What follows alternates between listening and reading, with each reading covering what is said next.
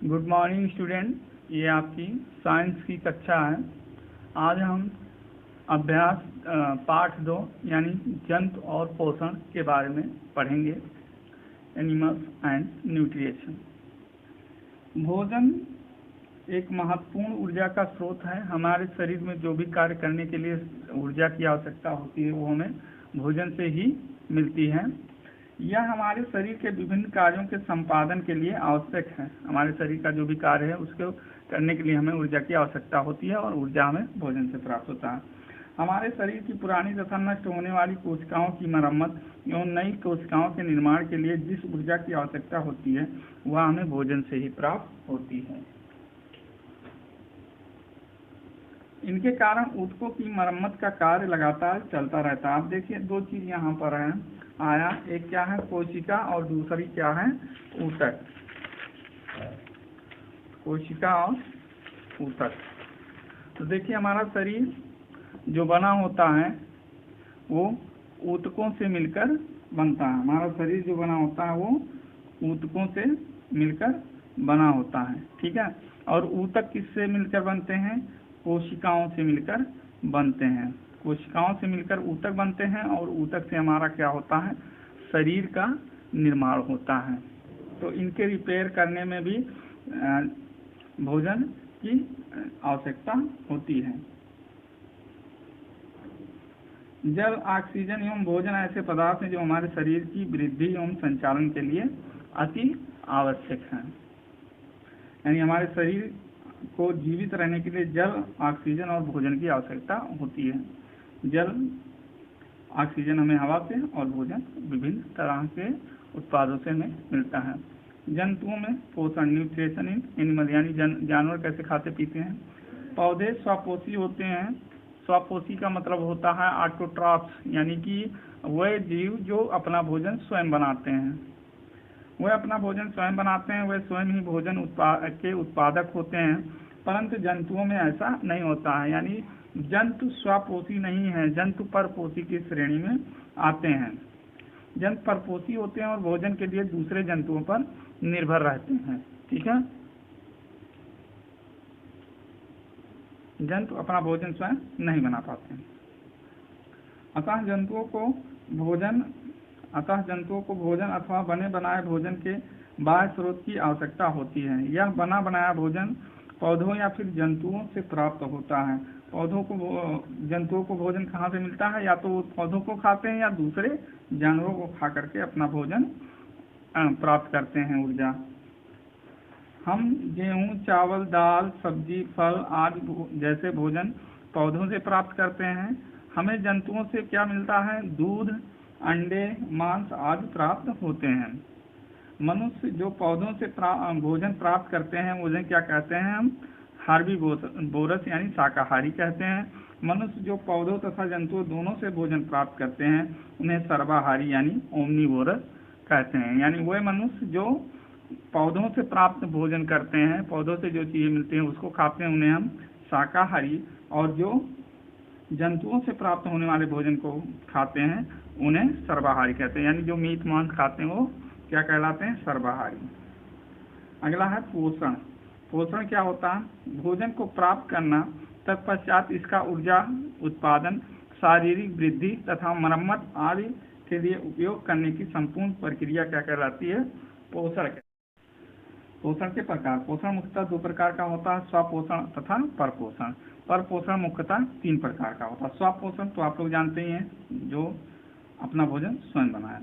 इस प्रक्रिया को, अपना भोजन स्वयं बनाने की प्रक्रिया को क्या कहते हैं? स्वपोषण कहते हैं। और ऐसे जो लोग होते हैं जो अपना भोजन स्वयं बनाते हैं वो स्वपोषी कहलाते हैं, ठीक है। और जो दूसरों अपने भोजन के लिए दूसरों पर निर्भर रहते हैं वो परपोषी कहलाते हैं, ठीक है। और वह ऐसा भोजन प्राप्त करने की जो क्रिया है वो परपोषण कहलाती है। तो परपोषण 3 प्रकार के हुए। मृतोपजीवी जिसको स्पोर्टोट्रॉपिक कहते हैं, दूसरा परजीवी जिसे पैरासाइटिक कहते हैं, और तीसरा है प्राणी संभोजी जिसे होलोजिक कहते हैं। पिछले अध्याय में हम मृतोपजीवी तथा परजीवी प्रकार के पोषणों के विषय में जान चुके हैं। यहाँ हम प्राणी संभोजी पोषण के विषय में अध्ययन करेंगे।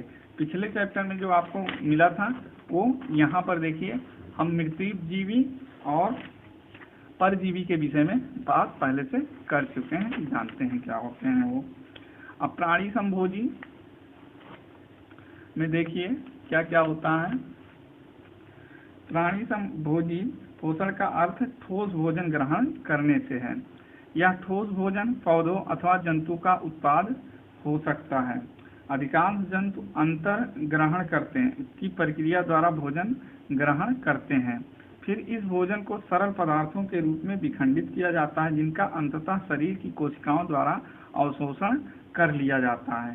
ठीक है, प्राणी संभोजन जो प्राणी संभोजी पोषण कैसे होता है, प्राणी क्या करता है, जंतुओं को खा लेता है। ठीक है, जंतुओं को वो खा लेता है। ठीक, खाने के बाद जंतु जब मांस उनका कहाँ जाता है, हमारे पेट में, तो पेट में इस मांस का क्या होता है, मांस को विभिन्न अवयव में तोड़ता है हमारा पेट में, और इनसे जो विभिन्न प्रकार के पोषक तत्व होते हैं वो निकाल करके पेट जो हमारा स्मॉल इंटेस्टाइन होता है वो एब्जॉर्ब कर लेता है। ठीक है, और फिर उसे शरीर के विभिन्न स्थानों पर भेज देता है। अपचित, ठीक है। अब स्मॉल इंटेस्टाइन के बाद भोजन कहाँ जाता है, जो बचा हुआ भोजन रह जाता है वो लार्ज इंटेस्टाइन के थ्रू बाहर हो जाता है। अपचित या अनाशोषित भोजन बहिक्षेपण यानी इजेशन की क्रिया के द्वारा शरीर से बाहर निकल जाता है, यानी लैट्रिन के माध्यम से बाहर निकल जाता है। अतः कहा जा सकता है कि प्राणी संभोजी पोषण में जटिल कार्बनिक भोजन जीव के शरीर में अंतर्ग्रहण की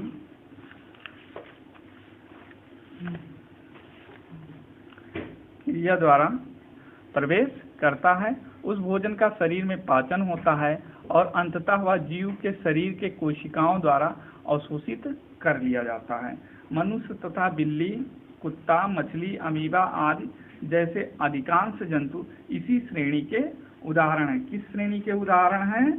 प्राणी संभोजी पोषण इस श्रेणी में आते हैं। कौन कौन? मनुष्य, क्योंकि मनुष्य भी जानवरों को खाता है, बिल्ली, कुत्ता, मछली, अमीबा आदि ऐसे अधिकांश जंतु इस श्रेणी के उदाहरण हैं। किस श्रेणी के? प्राणी संभोजी पोषण। अमीबा में पोषण, अमीबा में पोषण का ऐसे होता है, देखिए अमीबा का चित्र होता है। ठीक, अमीबा प्रोटोजोआ संघ का सबसे सरल जीव है। यद्यपि कुछ अमीबा नंगी आंखों से भी देखे जा सकते हैं, परंतु इनमें से अधिकांश सूक्ष्मदर्शीय होते हैं। सूक्ष्मदर्शीय होते हैं यानी अधिकांश अमीबा को हम नंगी आंखों से नहीं देख सकते। सूक्ष्मदर्शी से देखने पर अमीबा जैली की गोली के समान दिखाई देता है। अमीबा जलीय वातावरण में अपनी कोशिका कला और कोशिका द्रव्य को उभार कर धीरे धीरे गति करता है। इस तरह से, जैसे देखिए मेरी उंगली चल रही ना, इस तरह से अपनी कोशिकाओं को ये उभार उभार कर चलता है। ये उभार पदार्थ या कूटपाद कहलाते हैं। ठीक है ना, पीसोपोडिया और फ्लैश फीट। अब बात करते हैं पोषण की। पोषण क्या होता है? तो पोषण की प्रक्रिया का अर्थ है कि भोजन जो हम ग्रहण करते हैं उस भोजन के आवश्यक जो तत्व होते हैं, भोजन के जो अवयव होते हैं, जैसे विटामिन, मिनरल्स, ठीक, कार्बोहाइड्रेट, रफेज, इन सब चीज़ों को उस भोजन से निकाल करके हमारे शरीर में अवशोषण कराना, यानी हमारा शरीर उन चीज़ों का अवशोषित कर लेता है। उस प्रक्रिया को क्या कहते हैं? पोषण कहते हैं। यानी हमारे शरीर के द्वारा भोजन में उपस्थित विभिन्न अवयवों जैसे कि प्रोटीन, विटामिन, कार्बोहाइड्रेट, फाइबर, इन सब का शोषण करना क्या कहलाता है? पोषण कहलाता है। अमीबा एक कोशिकीय जीव है। ये चीज आप लोग याद रखिएगा, इम्पोर्टेंट पॉइंट है कि अमीबा क्या है? यूनिसेलुलर है, एक ही कोशिका से मिलकर, ये एक ही कोशिका से बना होता है। पोषण की सभी क्रियाएं अमीबा की इसी एक कोशिका द्वारा संपन्न की जाती हैं। अमीबा में पोषण के विभिन्न चरण इस प्रकार हैं। अमीबा में पोषण का कैसे होता है, देखिए सबसे पहला क्या है, सबसे पहला है अंत ग्रहण, इंजेशन। अमीबा खाद्य पदार्थ के अंतर्ग्रहण के लिए कूटपादों का प्रयोग करता है। ठीक है, ये देखिए यहाँ पर कूटपाद है। जैसे अमीबा को कोई चीज खाना हुआ ना, ठीक, अब ये मान लीजिए अमीबा है हमारा, ठीक है, अब इसको कोई चीज खाना हुआ, यहाँ पर कोई चीज है, यहाँ पर ऐसे खाना हो तो ये क्या करेगा, ये ऐसे करेगा, मान लीजिए यहाँ पर था, अब ये बीच में अपनी जगह बनाएगा ऐसे ऐसे, ठीक है, और फिर इसको अंदर ले लेगा, मान लीजिए ये ऐसे था, ऐसे ऐसे ऐसे ऐसे अपने अंदर ले लिया। अब इसको ये चारों तरफ से घेर करके क्या करेगा, देखिए आगे क्या होता है। अब ये चीज यहाँ पर आ गई इसके अंदर, कोशिका के अंदर, ठीक है। जब अमीबा, अब यहाँ तक प्रक्रिया हमारी आ गई।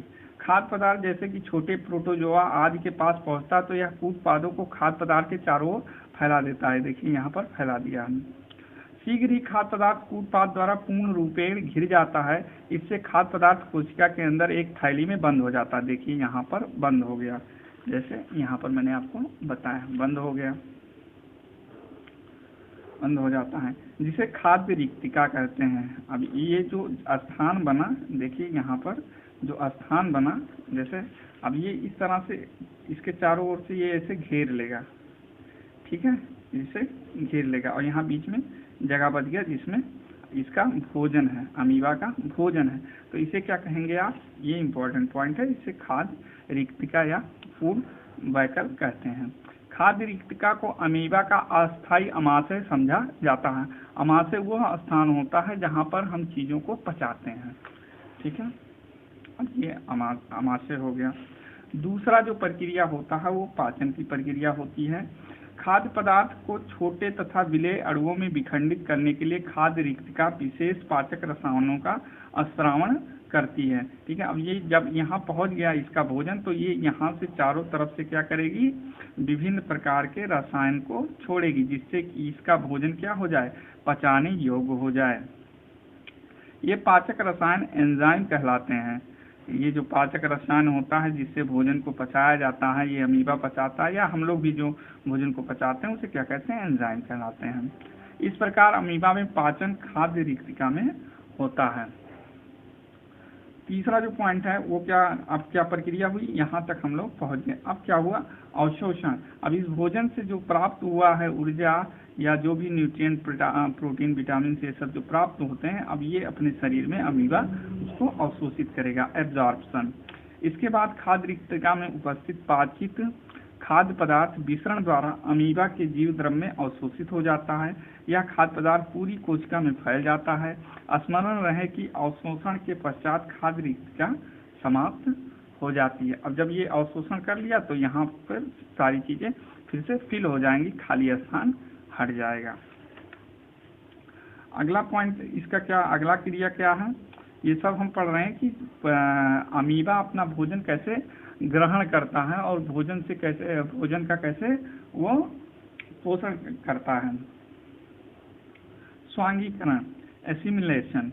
अमीबा अवशोषित भोजन का प्रयोग दो कार्यों के लिए करता है, ठीक है। पहला, अवशोषित भोजन का एक भाग वह श्वसन द्वारा ऊर्जा उत्पादन के लिए प्रयोग करता है तथा अवशोषित भोजन का शेष भाग वो कोशिका के नए भाग बनाने के लिए प्रयुक्त करता है, जिसे अमीबा की वृद्धि होती है, यानी अमीबा बढ़ता है। पांचवा जो प्रक्रिया होता है वो है बहिक्षेपण, इजेशन। इजेशन मतलब बचा हुआ अपशिष्ट जो पदार्थ होता है उसको बाहर करना क्या कहलाता है, बहिक्षेपण। जैसे अपचित भोजन कार्बन डाइऑक्साइड तथा अप्रयुक्त जल कोशिका झिल्ली द्वारा शरीर से बाहर निकाल दिए जाते हैं। तो अब इतना ही हम आज इस में क्लास में पढ़ेंगे। अब कुछ क्वेश्चंस आपको दिए जा रहे हैं, उस क्वेश्चंस को आप लोग इस चैप्टर के आधार पर उसके जवाब दीजिए, ठीक है।